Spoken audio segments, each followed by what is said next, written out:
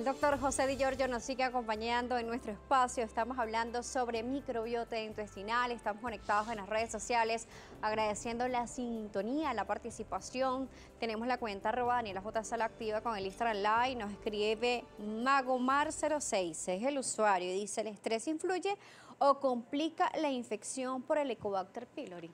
Más que complicarla o en sí afectar la infección como tal, sí afecta los síntomas que nosotros podamos tener derivados del Helicobacter. El Helicobacter produce o induce el aumento de la secreción ácida por parte del estómago, y eso genera que haya un mayor daño a la capa superficial del estómago, que se llama la mucosa, y eso produce gastritis. Entonces, los síntomas de gastritis se pueden ver empeorados si el paciente está en una situación de estrés. ¿Por qué? Y puede ocasionar daños mayores en el organismo, ¿no? Correcto. La situación de estrés es una situación de inflamación crónica del organismo, independientemente de cuál sea la causa. Y eso, además, es un estado de alerta perenne. Cuando tú estás estresado, o sea, si tú estás en un estado de hiperreactividad, a ti te pasa una mosca por al lado y tú pegas un brinco. Lo mismo sucede si tienes un dolor abdominal. Si tienes dolor abdominal, el dolor abdominal se puede ver aumentado, o la percepción que tú tienes del exterior es mayor, pero la del interior también. Además de que el estrés en sí, que es un estado proinflamatorio, puede empeorar el daño de alguna manera que provoca ese ácido clorhídrico o ácido gástrico a la mucosa intestinal. Nos preguntan, ¿qué tipo de medicamentos se debe evitar cuando se padece de Helicobacter? Los medicamentos antiinflamatorios no esteroideos, desde luego, deben evitarse, como el ibuprofeno, el ketoprofeno, el diclofenac, la aspirina. Esos medicamentos deben evitarse porque también inducen de una forma parecida, pero un daño similar también a la mucosa gástrica. Entonces, si uno suma, se puede potenciar el daño que genera el Helicobacter pylori con el daño que podría de alguna manera estar generando el medicamento. Esos son, en líneas generales, los que yo diría más relevantes como medicamentos que debemos evitar si tenemos un Helicobacter ¿Qué pasa pylori. si el Helicobacter pylori no se cura bien?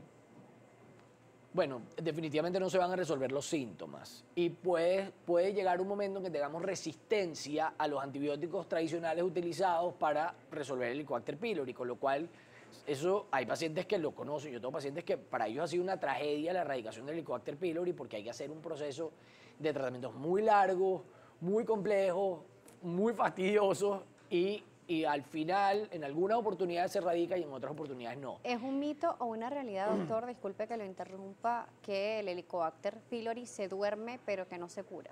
No, es un mito. El Helicobacter pylori puede ser erradicado.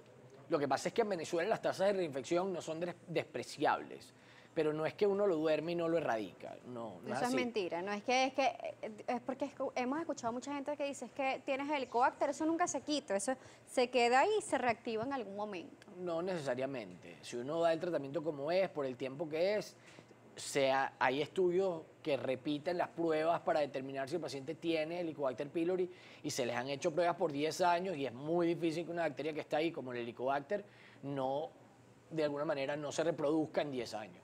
Capitán Gonzo nos escribe, dice que si las tabletas o pastillas potabilizadoras en las aguas de los botellones o esas que se recargan a través del botellón sería suficiente para la protección. La verdad es que funcionan bastante bien, pero son un mecanismo costoso. Entonces, si usted Y va saber qué porcentaje poner, ¿no? Claro, es que las pastillas vienen de diferentes tamaños. Hay pastillas que vienen para 1 litro, para 1 galón, para 5 litros, para 10 litros, para 25 litros. Hay pastillas diferentes.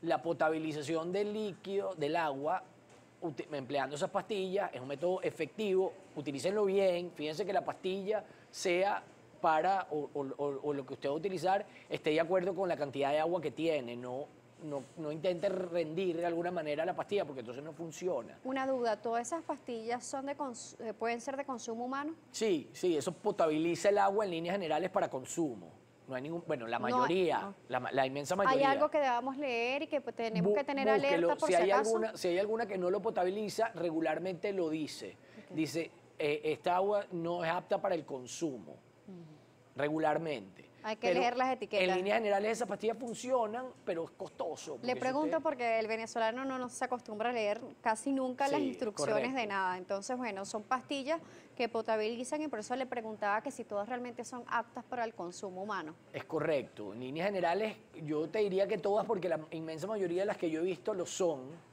Son pastillas para llevar a campamentos, a este tipo de cosas, en donde uno toma el agua, la filtra, la pasa por una membrana y después le colocas la pastilla y la potabilizas para poder tomarla. Lalita 61 dice que para qué se debe tomar el protector gástrico. Mira, el protector gástrico está indicado para pacientes que, por ejemplo, tienen tratamientos crónicos con fármacos que son o antiagregantes o anticoagulantes, pacientes polimedicados, pacientes que tienen enfermedad por reflujo, pacientes... Lo que es muy importante es que el protector gástrico o el inhibidor de bomba de protones, que es el nombre correcto del protector gástrico, debe ser solamente tomado bajo indicación médica.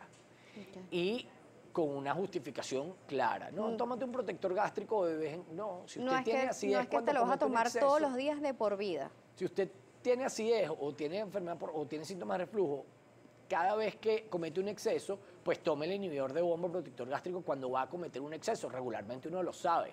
Si vas a una fiesta, si vas a una reunión. En estos momentos mucho cuidado con las fiestas y las reuniones. Por supuesto. Pero si lo va a hacer más adelante, que esperemos que lo podamos hacer pronto, pues tiene que tener mucho cuidado con esas cosas. O incluso en casa de repente podemos abusar porque nos gusta mucho una comida y de repente al momento de sentarnos nos servimos de más y bueno, la digestión va a ser totalmente distinta, Exactamente. ¿No? O vamos a hacer algo, comer una comida que nos gusta mucho eventualmente, pues mira, perfectamente válido, pero no abusar del uso de los inhibidores de bomba. Además que hoy en día está mucho más vigente la higiene de los alimentos, doctor, porque existen manifestaciones también del COVID-19 en la pandemia que se ha dado a conocer que pueden tener reacciones gastrointestinales algunos pacientes como algunas diarreas. Entonces, para no entrar en pánico y paranoia, hacer también el correcto o la correcta limpieza de cada uno de los alimentos, ¿no? Es correcto, mira, yo te diría, ese porcentaje yo estoy seguro que va a ir aumentando el de la OMS en relación a qué porcentaje de pacientes tiene síntomas gastrointestinales de COVID. Yo creo que cerca del 30% de los pacientes que tienen síntomas COVID hacen síntomas gastrointestinales de una u otra manera. Algunos con diarrea, algunos con náuseas, algunos con dolor abdominal, algunos con los tres, uno solamente tiene síntomas gastrointestinales sin síntomas respiratorios, incluso sin fiebre. Entonces, se sabe que los receptores que utiliza el COVID para afectar el pulmón de manera inflamatoria, hay muchos más receptores en la pared del tubo digestivo que incluso en el mismo pulmón. Con lo cual, usted puede encontrar el antígeno del COVID en el tubo digestivo hasta 50 días después de superar la infección. Eso hay estudios que lo dicen. Una de las cosas buenas que ha tenido esta pandemia es que todos los días hay una conferencia virtual dada por un super experto mundial acerca de un tema del COVID o de cualquier otra cosa. Entonces, y eso nos ha facilitado el acceso a la información. Y en el tema del COVID, todos los días sale una información nueva. Y lo que está saliendo de manifestaciones gastrointestinales o afectación gastrointestinal del COVID-19 o pruebas diagnósticas del COVID-19 gastrointestinales, de hecho, se dice ahora que la PCR intrarrectal es incluso más sensible que la nasal. Sí, se están haciendo algunos estudios, eso también lo hemos tocado aquí en Noticias Globovisión Salud. Esperemos también cómo avanza este estudio. Doctor, se nos terminó el tiempo, ¿cómo lo pueden contactar? Por @DiGiorgioGastro es mi usuario de Instagram, DiGiorgioGastro también en Twitter y digiorgiogastro@gmail.com es nuestro correo. Por allí pueden contactarlo, @DiGiorgioGastro. El doctor José Di Giorgio nos estuvo acompañando el día de hoy, médico, gastroenterólogo. Ya saben, a manipular correctamente los alimentos y seguir con las medidas de bioseguridad también para evitar el COVID-19. Gracias por acompañarnos una vez más. Las redes @salud_gb, @Daniela J. Salas. Será hasta pronto.